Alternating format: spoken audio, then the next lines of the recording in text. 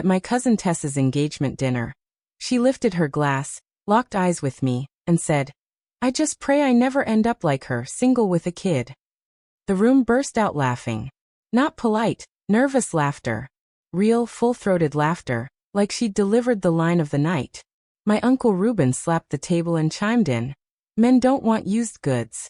That's just how it is." Even my own mother let out a small chuckle as she reached for the wine. I sat there, heat crawling up my neck, heart pounding, trying to keep my face blank. As if it didn't land, as if it didn't matter. And then something none of them expected happened. Dylan, Tessa's fiancé, pushed his chair back and stood. He didn't smile. Didn't make a joke. He just started walking slowly around the table toward me. The laughter died mid-sound. Forks hovered. Chairs froze. Every eye shifted with him. He stopped beside my chair, looked at me once, then faced the table. "I think they should know something," he said. The room went completely still. The invitation had arrived a month earlier. Cream cardstock, gold lettering, too much flourish. "Join us to celebrate the engagement of Tessa Rowan and Dylan Hart." I stared at it for a long time before setting it down next to a stack of overdue bills. Tessa and I hadn't spoken in over 6 months. Not since the baby shower where she joked that I collected diapers and bad decisions. I'd laughed to keep the mood light, but the words had settled in my gut like a stone. The idea of spending an evening in a room full of people who still thought of me as some cautionary tale, a teenage mistake, even though I was 32, made my skin crawl. I was raising my son alone, working 2 jobs, scraping by on an aging laptop, caffeine, and prayer. But to them, I was still the girl who messed up. I almost didn't go. Then my mother called. 3 times. Tessa's family, Soraya. "Just smile, eat a little, show your face. It's one evening." She didn't say the rest out loud, but I heard it anyway. "Don't make waves. Don't make anyone uncomfortable. Blend in." So I did what I always did. I pulled out my nicest dress, 2 years old and just barely zippable. Borrowed heels from my neighbor. Let Milo, my son, choose my necklace. He picked a little silver heart and told me it looked like his. By the time we arrived, I could feel the tension humming underneath the florals and fake hugs. Upstairs, the restaurant's private room glowed with low lighting and soft jazz. Expensive wines lined one wall. Everything was curated, polished. Everyone wore their best version of themselves like armor. Tessa floated toward us, all silk and perfume, cheekbones and confidence. She kissed my cheek like I was some distant relative she barely remembered. "I'm so glad you came," she said, smile tight around the edges. "Did you bring a +1 or just Milo?" "Just Milo." "Oh." Her eyes flicked over me once, then she turned away to greet someone more important. Milo was sent to the kids' table with crayons and chicken tenders. I was placed near the end of the long white draped table, wedged between my mother and Aunt Valerie, who spent the first 10 minutes showing me photos of her dog in Halloween costumes. I scanned the room. Uncle Reuben was already a few drinks in, voice louder than necessary. My mother sat small and careful in her chair, like she'd spent years practicing invisibility. Across the room, Dylan stood at the bar with his younger brother, thumbs busy on his phone, smile not quite reaching his eyes. It was obvious who this night was for. Tessa glowed in the center of everything, soaking up compliments, working the room with effortless charm. She had always known how to make people laugh. When appetizers arrived, my mother leaned in and murmured, "Just keep your head down. You look nice." Nice. Not beautiful. Not strong. Nice. As if that was the safest, smallest compliment she could manage. I nodded. I cut my food into tiny bites I barely tasted. I smiled at the right moments, laughed when expected, passed dishes up and down the table. Every now and then I felt the weight of a glance on me, measuring, judging, filing me away as the one who got it wrong. I hadn't come expecting kindness, but I also hadn't expected what came next. After the main course, servers cleared plates and refilled glasses. Tessa stood and tapped her fork against her champagne flute, sending clear notes through the room. She waited for the talking to die down, basking in the attention like it was a spotlight. Dylan sat at her side, hands folded, expression unreadable. For a moment his gaze flicked toward me, then dropped back to the table. "Thank you everyone for being here tonight," Tessa began. "I can't believe I get to marry someone like Dylan." He's patient, smart, and most importantly, he puts up with me. Laughter rolled around the table. Her delivery was smooth, polished. She knew her audience. Really though, she continued, I just hope our marriage lasts. I'd hate to end up like some people. Her head angled just slightly in my direction. Subtle. Not subtle. A little pause. I mean single at 30 with a kid. She laughed. The room erupted. Not scattered snickers, loud, sustained laughter. My aunt actually dabbed her eyes. Reuben barked his own punchline before the laughter even faded. Men don't want used goods, he crowed. You can't trade in a dented car and expect full price. My stomach twisted. I glanced at my mother. She gave a weak, apologetic little smile and took another sip of wine. I stared at my empty plate, fingers crushing my napkin into a tight ball under the table. I could feel people sneaking quick looks at me, just long enough to acknowledge that, yes, I was the joke, but not long enough to be counted as facing me. I thought of Milo, a few feet away, had bent over a napkin, drawing a crooked spaceship. He didn't hear any of it. He had no idea they were talking about his mother, like she was a damaged bargain bin item. Aunt Valerie leaned in and whispered, "Oh honey, she doesn't mean it. Tessa just likes attention." It wasn't attention. It was poison in crystal glass. I straightened my back. I refused to curl in on myself, to shrink, to give them the satisfaction of seeing me flinch. My cheeks burned, my heart hammered, but I lifted my chin and forced myself to breathe. Across the table, Dylan wasn't laughing. His jaw was tight, eyes down. Tessa kept going, unbothered. She cracked a few more jokes, this time about making Dylan get rid of his gaming console, how he couldn't survive marriage without her. The laughter came, but it was thinner now. A handful of people shifted in their seats. My mother twisted her bracelet around her wrist. Still no one said anything. That was the worst part. Not the joke. Not even Reuben's comment. The silence. The way they all chose to let it slide because it was easier to laugh at the woman who didn't follow the script. The one who had a baby without a wedding. The one who came alone. The one they could point to and say, "Don't end up like that." 100 comebacks formed on my tongue. At least I raised a human being while you were still uploading bikini photos for validation. I imagined pushing my chair back, grabbing Milo, delivering some cutting line and walking out. But I didn't. I swallowed the words. I sat there and let the heat climb up my chest and into my ears. I told myself it was one night. That I would go home, tuck my son into bed, and leave their opinions behind with the dirty plates. Then Dylan stood. He didn't clear his throat or raise his glass. He just pushed his chair back, got to his feet, and began walking slow, deliberate around the table. Conversations died. Tessa's smile faltered. Reuben reached for his drink. My mother stared harder at her lap. Dylan stopped beside me. The air felt thin, like all the oxygen had been sucked out of the room. He looked at me for a heartbeat, then turned to face everyone else. "I think they should know something," he said. This time no one laughed. His words hit the room like a stone dropping into still water. "I think they should know something." The sound of the restaurant beyond our private room seemed to dim. Even the background music felt far away. Tessa frowned, confused. This wasn't part of her script. Reuben lowered his glass. My mother finally looked up at me instead of past me. I braced myself for more humiliation. Maybe he was about to turn it into another joke. Maybe he'd confirm it, agree that I was an example of what not to be. But when I met his eyes, there was no mockery, no pity. Just something steady. Solid. "I don't think I can sit here and let this continue," he said. His voice wasn't loud. Didn't need to be. Every person at that table leaned in without meaning to. "Tessa," he said, turning to her. "That wasn't just a joke. That was cruel."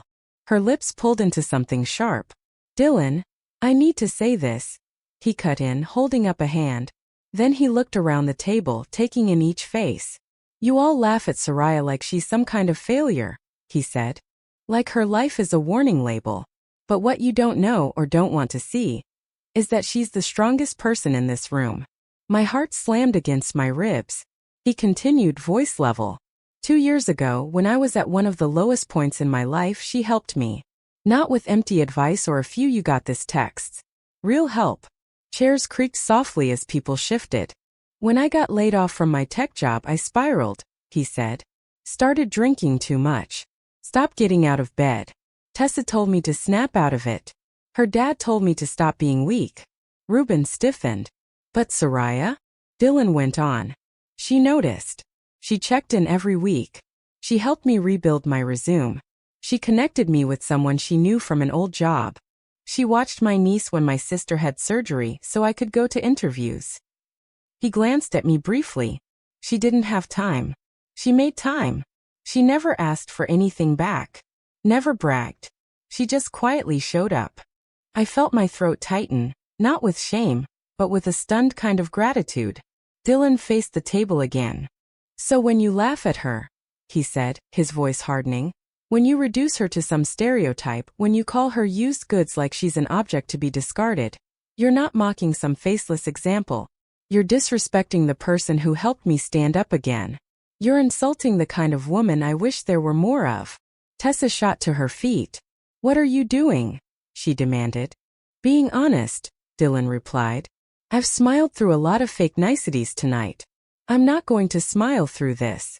Are you trying to embarrass me? Her voice was sharp, brittle around the edges. No, he said evenly. You managed that on your own. The words landed with a dull thud. A few relatives looked down at their plates. Reuben's face flushed a deeper red. My mother's fingers were laced so tightly her knuckles had gone white. Uncle Reuben finally muttered. He's just emotional. Don't take it so seriously. Dylan didn't even glance at him. You want to talk about emotion, he said. Let's talk about what it takes to raise a child alone. To hold down 2 jobs. To keep showing up for people when there's nothing in it for you. That's not emotion. That's strength. Tessa folded her arms. So what, you have feelings for her now? She snapped. He stared at her like she was a stranger. I'm saying I admire her, he replied. I respect her. And maybe if you spent less time performing perfection and more time listening, you'd understand why that matters. For a moment no one moved. It wasn't just about me anymore. He had sliced clean through the way this family operated, the hierarchy, the snide jokes, the way they built themselves up by grinding someone else down. My mother opened her mouth, then closed it. When her gaze met mine, there was something raw there. Guilt maybe. Recognition. The faint beginning of understanding just how many times her keep your head down had cost me. I wasn't waiting for any of them to apologize. I wasn't holding my breath for some grand redemption arc. But I felt something crack open. Dylan turned back to me fully. He didn't touch my shoulder or reach for my hand. He just stood there beside me like a wall. You didn't deserve that, he said quietly. Any of it. This time, I didn't drop my eyes. Thank you. I wanted to say. Or it's fine. But my voice didn't work. So I nodded. In a room full of people who claimed to love me, he was the first to actually stand up for me in the moment, in front of everyone without softening it or looking away. The air felt different. The story had shifted. For the first time in a long time, I wasn't folding into myself to make other people comfortable.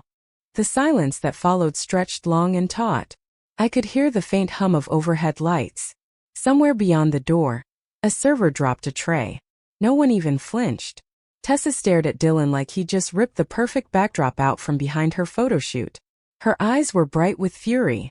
She scanned the table for an ally, someone to laugh it off, someone to call him dramatic. No one volunteered. I looked down the length of the table, at faces that had spent years defining me by one choice, one moment, as if a single chapter could erase an entire book. I saw Tessa seething but quiet. My mother, finally bereft of an easy line to smooth things over. Reuben hiding in his glass, pretending he hadn't just compared me to a dented car.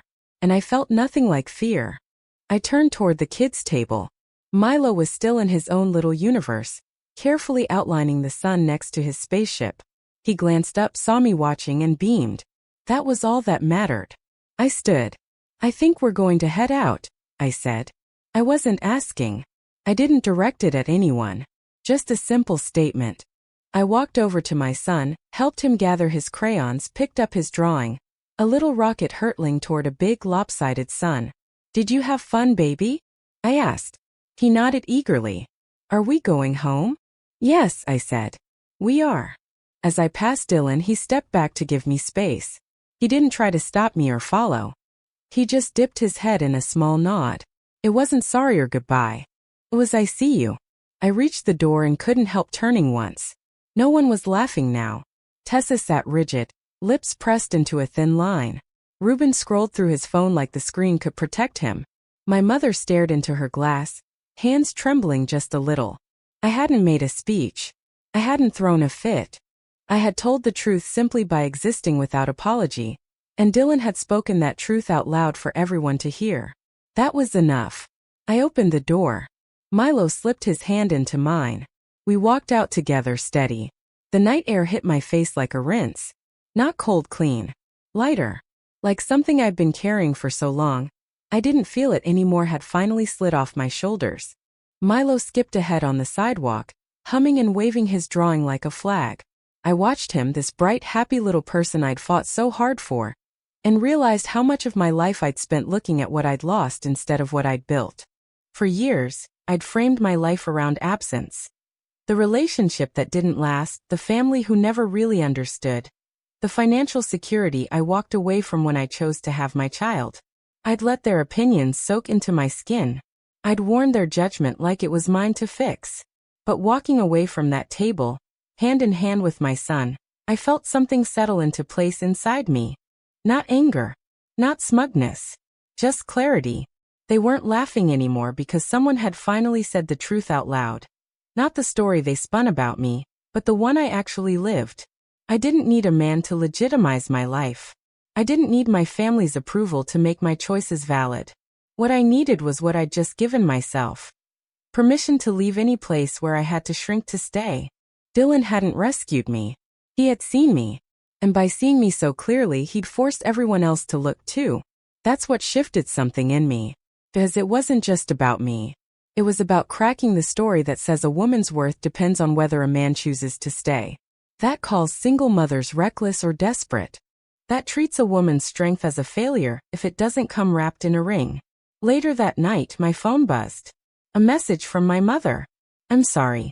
3 words. They didn't undo years of silence and smallness. But they were something. A crack in the wall. Maybe even the first brick loosening. Tessa never reached out. I didn't expect her to. I don't need anything from her anymore. Not an apology, not approval, not a seat at a table built on the idea that my life is a mistake. What I needed, I'd already given myself back at that dinner. I didn't scream. I didn't beg. I simply stood up, gathered what mattered, and left. When we got home, I tucked Milo into bed. He curled under his blankets, heavy-eyed and content. I love you, Mama, he murmured, already half asleep. I love you more, I whispered, brushing his hair off his forehead. He didn't ask why we'd left early. He didn't ask why my cheeks looked flushed. In his world, the evening had just been a place with food and crayons and his mother beside him. I sat alone on the couch in my dress, heels kicked off, and let the quiet fill the room. I thought about all the years I'd wished to disappear. All the times I'd made myself small so no one would whisper, point, or use my name as a warning. No more. I have walked through enough fire alone that I will never again apologize for still being here. I have raised a kind, curious, loving little boy. I have kept a roof over our heads with hard work, late nights, and sheer stubbornness. I have survived every moment I once thought would break me. If anyone ever tries to laugh at that again, I know exactly what I'll do. I won't yell. I won't plead. I'll do what I did that night. I'll stand. I'll meet their eyes. And I'll walk out, hand in hand with the one thing that proves I've already won. Not because I'm perfect. Because I refuse to quit. If you've ever been the one they whispered about behind polite smiles, if you've ever felt yourself turned into a punchline in a story that was never fair to begin with, I want you to hear this. You are not used goods. You are not broken. You are not too late. You are enough exactly as you are. You deserve to be seen. So many of us spend years making ourselves smaller to fit into rooms we were never meant to stay in. But healing begins the moment you stop apologizing for your truth. If this story stirred something in you, if it reminded you of your own strength, your own worth, or a moment you finally stood up for yourself, hold on to that. You're allowed to take up space. You're allowed to leave. You're allowed to start again. And if no one's told you today, you're doing better than you think. If this spoke to you, tap like so it reaches someone else who needs it. Share your story in the comments. I read every single one. Subscribe for more stories that speak to the heart, and hit the notification bell so you don't miss the next one. And if there's someone in your life who needs to hear they are not a joke, send this to them. You never know who's waiting to feel seen.